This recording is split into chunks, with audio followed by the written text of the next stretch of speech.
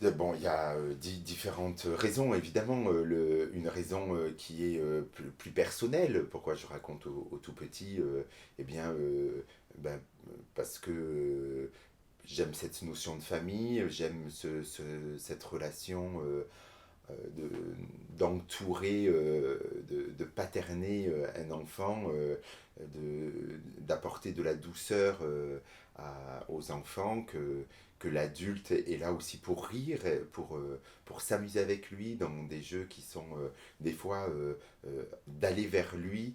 Me paraît tout à fait juste. Donc les contes par rapport à ça, ils sont forts, et ils ont cette capacité à, à, euh, à, à jouer avec ce que l'enfant est capable d'être et de ce qu'il est lui-même.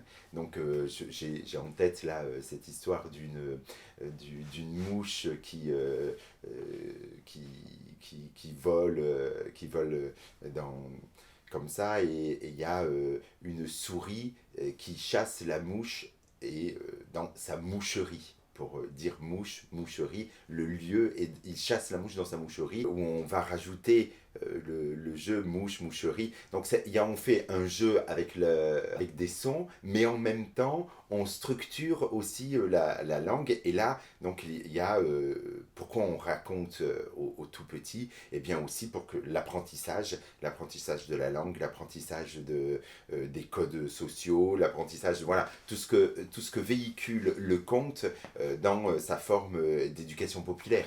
Hein, qui est amené aussi aux enfants. Donc il y a cette partie-là, la partie dont je disais, cette relation entre l'adulte et l'adulte masculin et l'enfant, que je trouve intéressant, surtout en allant dans les crèches, comment on resitue le cadre familial dans une crèche. Et mon apport est intéressant par rapport à ça. Donc je joue avec ma voix, vous voyez, j'ai une voix grave, donc j'aime bien jouer avec ma voix, une voix qui n'est pas là pour faire peur, mais qui peut être forte et directe. Hein, on est vraiment dans une relation directe. Pourquoi on raconte aux enfants? Pour aussi cette relation directe, qu'elle perdure et qu'elle fasse du lien, du sens communautaire au sens du lien social.